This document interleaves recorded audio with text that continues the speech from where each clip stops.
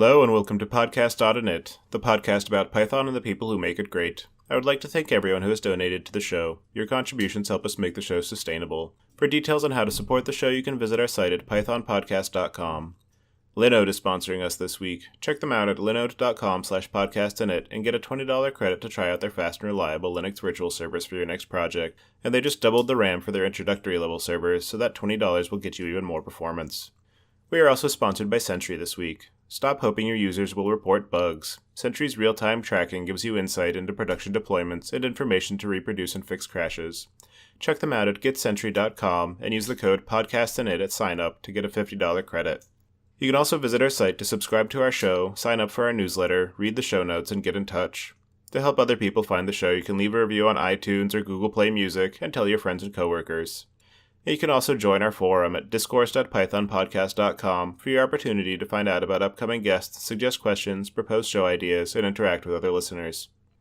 And your host as usual is Tobias Macy. Today we're interviewing Tim Kelsey, Eric Brown, and Travis McPeak about the Bandit project, which is a static analysis engine for finding security vulnerabilities in your Python code. So, could you each introduce yourselves? How about you go first, Eric? So I'm Eric Brown. So I work at VMware as a senior member of technical staff, in which I work kind of 50-50 between internally a project that is a distribution of OpenStack for VMware, and also upstream I do quite a bit to various projects, most of all Bandit, I would say. So, and I've had a security background for a number of years, so it fits right in line with Bandit and a lot of the security working group that Tim and Travis and I are a part of. And is that the VMware integrated OpenStack? Yes, it is. Yeah, where I work right now, we're actually in the planning phases of implementing that for our own private cloud. Oh, nice. Very cool. Travis, how about you go next? Hi, I'm Travis McPeak. I'm a senior security architect for IBM Cloud. I've always been interested in security, and OpenStack just seems like a great place to dive in and do some good work, so I got involved in that a couple of years ago. And I've been heavily involved in the security project with Tim and Eric and Rob Clark. And I'm really interested in using tools to find ways to make security problems go away or make them easier to deal with. And Tim, how about you? Hey, so I'm Tim Kelsey. I'm a cloud security engineer working for Hewlett-Packard Enterprises. I work pretty much the same as Eric. I split my time 50-50 between internal bits and pieces for our Helion branded OpenStack distribution, a few other bits and bobs, and upstream OpenStack contributions across a few different projects, mostly involved with the OpenStack security group work, Bandit, Anchor, and a few other bits and pieces as well. How did you each get introduced to Python? Oh, so at my previous job, there was motivation to start a new project with OpenStack as a framework. And by design, OpenStack is, I don't know, like 80% Python. So that's when I had to learn it. And I really grew to love it because I was a big Java guy for a large number of years. And I really loved the efficiency in the syntax of Python. I just kind of fell in love with it after a while. Travis, how did you get introduced to Python? So I was doing some security testing in a previous role. I wanted to generate packets to trigger what I thought might be an interesting problem with our packet capture reader. And so Python, it seemed, generated a really nice opportunity to quickly throw something together and play with it. And I ended up using Scapy to generate the packet capture fragments that I wanted, and actually did find the issue I was looking for. So ever since then, that initial positive experience I had with Python, I really think it's a great language to prototype things, throw something together quickly, play around with ideas, and automate a lot of stuff as well. And Tim, how about you?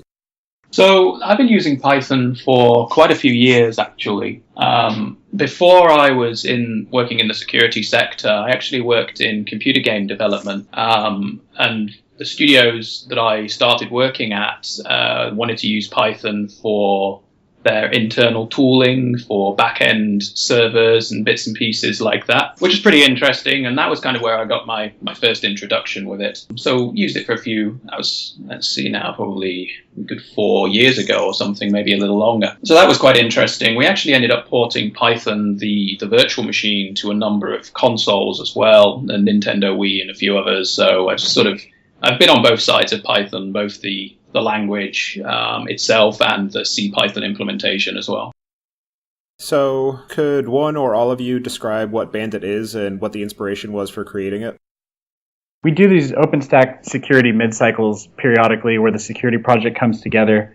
And one of the things we were trying to tackle is we saw that developers were consistently making the same kind of mistakes. And these mistakes were so simple that a lot of times you could find them with like a simple grep. You could just do a certain search pattern and find all the cases where somebody's setting, for example, overly permissive file permissions. And so we were sitting there at the mid-cycle, and Jamie Finnegan, who's not on the call today, but extremely crafty guy and my ex-boss and Tim's current boss, kind of just got quiet, and we were sort of wondering, what's going on with Jamie. I think at some point he left the room, he came back and pulled an all-nighter and came back with the initial version of Bandit, which instead of doing greps was a much more elegant solution that we'll get into in a little bit.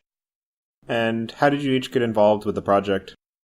So back in, I think it was February of 2015, there just happened to be a security mid-cycle in the Bay Area, so I was like, oh, cool, I'll go to check this out. And that's where I met Travis, Jamie, Tim, and Rob, and many of the others, and first got exposed to Bandit and was like very interested from the start because I knew there wasn't many linters out there for security-wise for Python, and so I thought it had real value.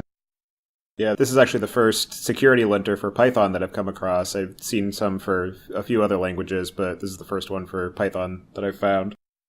I think there might have been an older one, like I think Rats was another one, but I think it's unmaintained now.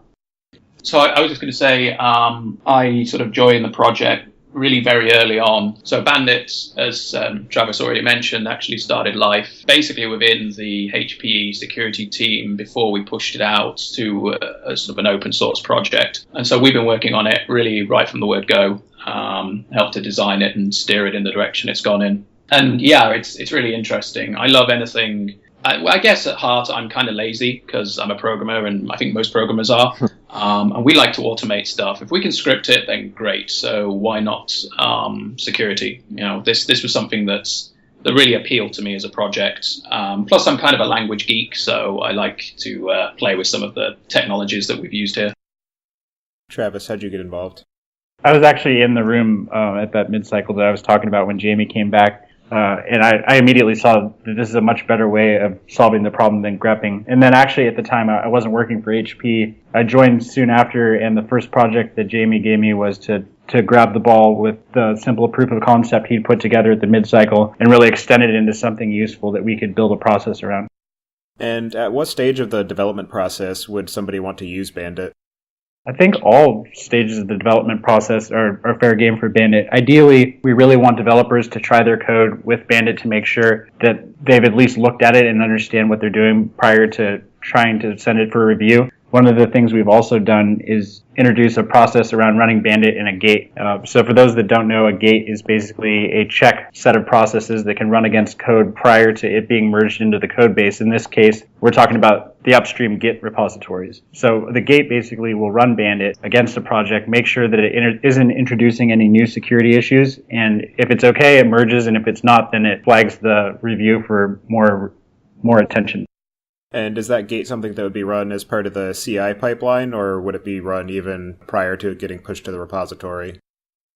So the gate gets run in both of those capacities. So when you push so a developer is free to run Bandit on their code locally, but also when they push their patches to the centralized repository for the project, that causes the gate process to begin. The gate will run automatically, assess the code, and flag up any issues immediately. And that patch sits in a kind of pending state until those issues are resolved before it's merged into the project's repository proper. Once it's merged, the check can be run again just to make sure that everything is as it should be. And what kinds of analysis does Bandit do on the source code that it's run against, and what kind of vulnerabilities can it find? Yeah, I guess I'll take that. So the Bandit scanner works basically by analyzing what's called an abstract syntax tree. It's a very typical technique to use for static analysis. And what it does is we take the internal compiler mechanism from the Python virtual machine itself to produce this abstract syntax tree. Once we have that, and this is literally just a tree of nodes which represent various bits and pieces of code. So when we have that, we can run various checkers and rules across this pattern of nodes, and we can interrogate the sort of the shape, if you like, the way these nodes are linked together, the pattern that's formed, as well as the contents of those nodes, like, for example, function names or string literals and things of that nature. And we use this to match against various rules. We have a whole library of rules which are based on a kind of a plug-in interface, so it's an extensible tool, and we can spot all manner of things, really. SQL injection, hard-coded credentials. We've even got some stuff for looking at Mako and Ginger 2 templates, and just there's loads of stuff. We've got a whole library of things. And I was noticing when I looked through the documentation a little bit that it's possible to write additional plugins to make it check for anything that's particularly domain-specific to a given project or industry as well. Yeah, absolutely. So we actually have a couple of both Uber and Lyft are using Bandit internally. And I know for a fact the Lyft guys have created quite an interesting plugin for detecting hard-coded secrets by looking at string entropy. Very, very interesting. And that's a third-party plugin that's been created by a chap at Lyft. Oh, what was his name now? Just Ryan Lane, I think. Yes, that's right. Ryan Lane, yeah. So he's created this very interesting plugin. But yeah, absolutely. People are free to extend the tool with whatever they see fit for their particular situation or particular code base. And they can turn on or off any of the sort of core plugins that ship with the tool as well and tailor it to fit their needs, really. So it sounds like it's even potentially useful beyond just security compliance and basically just for general compliance of various coding standards or standards even business specific. Yeah, I mean, it is. There are other tools to do that, and those tools may well be more suitable, things like hacking and things. But Bandit is certainly capable of doing those things, although its specific focus is very much in the security spectrum. And so, as a contrast to some of those other tools, are there any particular facilities that it has that makes it more well-suited for doing security checking versus if you were to try and extend those existing tools to the security realm? I would say not necessarily from the technology, but the core developer team, Eric, Travis and myself, plus Rob and Jamie and the others who are involved in the project, are all very much focused on security. So when you're submitting patches or seeking guidance, you're going to get a lot of security know-how coming back. You spoke about how it uses the AST to parse the code base, but can you speak a little bit more about how it determines whether a particular segment of code is introducing a vulnerability, and what means does it use to determine the severity of that vulnerability? So each plugin is able to define two things: the severity of the issue it's finding and the confidence that it has that it's actually found something. And that's just based on the developer of the plugin understanding the impact of the security thing that's behind it. For each plugin, we have guidance as well that accompanies the plugin and really does a pretty decent job of explaining what is the thing testing, how does it know that it's found it, and are there any further references that somebody that doesn't know about this security issue should read to find out more. I've actually tested it out a little bit on a couple of my code bases, and it does generate a fairly detailed report. I'm curious if there's any particular default formatting that it has that makes it easier to ingest into other tools, or if it has the facility to customize the output format to make that easier to do, and what kinds of uses that information can be put to.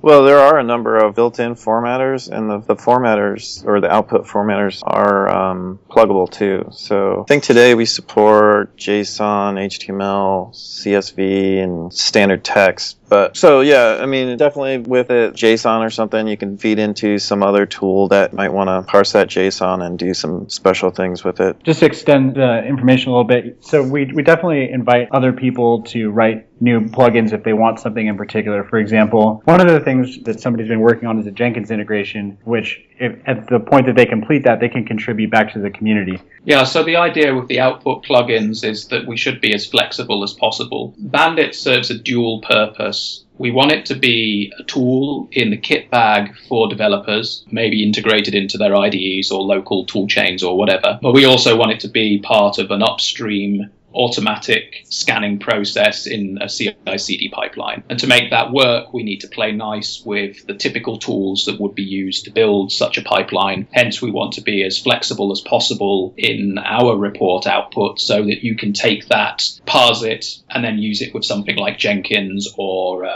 is Jarvis another one? There are a few different tools, but they generally take something akin to an XML or a JSON output and process that. So we want to give you the flexibility to just have whatever or extend it, with your own specific needs. Yeah, I imagine that it would be potentially useful as well in the context of compliance monitoring using a tool such as Nessus or Nexpose.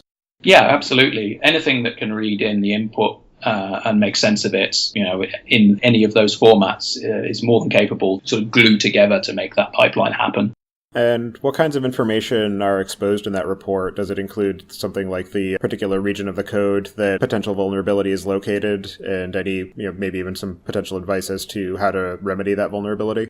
So, yeah, the code report indicates a few things. So we give you the file that we discovered the issue in, the line number. So as a developer, you can go straight to it. We also give you a few lines of context. And that's configurable, but sort of 4 or 5 lines of code from around the vicinity of the issue. Again, just as an aid to helping a developer pinpoint where the problem is. And in addition to that, we'll give each issue that we discover a severity rating and a confidence rating. And these ratings are really determined by the test author. The general rule of thumb for the confidence factor, which is probably the fuzziest, is if you're sure that you have discovered the issue you think you have. So looking at the AST, particularly in a very dynamic language like Python, it kind of maybe looks like this is the correct issue, but you may not be completely sure. So if you're sure, if you think that more often than not, you will produce a genuine result rather than a false positive, then you'll give it a slightly higher, sort of a medium confidence. If you're absolutely sure that you found what you're looking for, you'll give it a high confidence. And if you're, 50-50, then it'll have a low confidence. And people who run the tool can filter to cut out results that fall below a confidence threshold. And similarly with the severity. So the severity is an indication of how much of a problem this issue might actually be. Based on the security expertise of the author that wrote that particular test. Some things are very slight, some things are particularly problematic, and you really shouldn't be doing those things. And these two sliders, if you like, the severity and the confidence, they're orthogonal to each other. So you can have a high risk but low confidence issue or vice versa, and you can filter on both factors independently. And are there any plugins or services that allow for automatically pulling in different CVEs as they become available? There's no services that will automatically do that for you. However, if there's something, so a CVE is a little different. That's an issue in a particular software product. Bandit actually would be more geared towards finding potential CVEs. However, if there's something, for example, there was an issue in Flask a while back where you could set a debug mode, and that was actually how Patreon got hacked, was with this Flask issue. So we saw that in the news, recognized that this is an issue that Bandit could detect, and then wrote a plugin around it. So from then on, anybody that had that certain Flask issue exposed in their code, Bandit was able to find it. Given that, it definitely seems that Bandit is one dependency that is important to keep up to date, because you want to make sure that you get those vulnerability checks and keep them up to date as possible as you're continuing to scan your code. Absolutely. And then sometimes we have to revisit some of the plugins that, may be false positives at this point, because as Python ages, they do tend to go back and fix, certain modules that had vulnerabilities before. So sometimes we need to lessen the severity or maybe lessen the confidence depending on Python version, things like that. What are some of the biggest design and implementation difficulties that have been encountered in the process of creating Bandit? Initially, I did a lot of work to kind of roll out Bandit in the gates of other OpenStack projects. And I'd say the big maintenance issue was the configuration, and it was mainly through this file called the Bandit YAML. And so inside this YAML file, there were profiles where each project could customize what plugins were scanned and optionally choose that at command line level. And then, but there was a bunch of other things in there that was more like default settings for each plugin or customization of each plugin. And unfortunately, this Bandit YAML it was very large. It would frequently change with every Bandit release. And so rolling that out to, numerous OpenStack projects got very difficult. So there was a lot of work put in for this latest Bandit 1.0 version to get to a level where a lot of these command line switches could be used instead to specify what plugins I want to use to scan with, what severity I care about, and what confidence I care about. And that greatly decreases the churn on all these other projects, and it's been a real nice change. I'd agree with you absolutely, Eric. I think that config file was definitely our biggest challenge in terms of sort of engineering that we put into Bandit. That might sound kind of strange, but it was more maintaining the compatibility with people that were using earlier versions of Bandit and older config setups and making that continue to work with the new system that we put in, the config-less system. I guess, as all engineers know, the bane of legacy support is a problem. And it certainly got to us when we had to do this. And has Bandit uncovered any severe security issues in the OpenStack project that you're able to share with us? It has actually uncovered some what were defined to be critical issues in several of the projects. I don't want to name specific issues because I don't want to detract from the appearance of security in any of these projects. I think the important part is that Bandit is actively run against projects and is finding issues, and that these issues can be fixed rather than actually making it into a production OpenStack release. Sure. Bandit also has been run against Python libraries in general, and there's been a few CVEs submitted. Again, I'm not going to call out specific ones, but there's been a few CVEs submitted across the board in the wider Python community as a result of Bandit scanning. So how does Bandit compare to similar tools in other languages such as Brakeman and Ruby? So I'm not really a Ruby developer, so I'm not completely familiar with Brakeman, although I had a look at their information, and it sounds like they're doing a very similar job to Bandit. It's a very specific tool with Ruby for Ruby in the same way that Bandit is built with Python for Python, and it also processes the AST, and it does some similar work to the way that Bandit works, although obviously there are differences for the specifics. Ruby typically being used for web applications. Bandit is I feel a lot more freeform and a sort of a general security tool rather than a more web app focused tool. Although that might not be fair on Brakeman. As I say, I'm not a Ruby developer.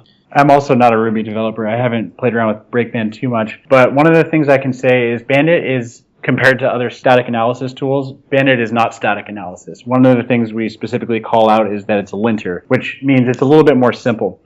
And that comes with benefits and also drawbacks. So there are some issues in code that we just can't detect. For example, if an input comes from a file or from a user or a network connection, we're never going to know about it because we're not even tracking the source of an input. We just look at the line of code in an individual, kind of in a vacuum. But what that comes with is that it runs very quickly, it doesn't take a lot of resources, and it can be run, as a result of the small footprint, it can be run pretty frequently and integrated into more places. And I'd also say it generates a lot less false positives than other similar tools.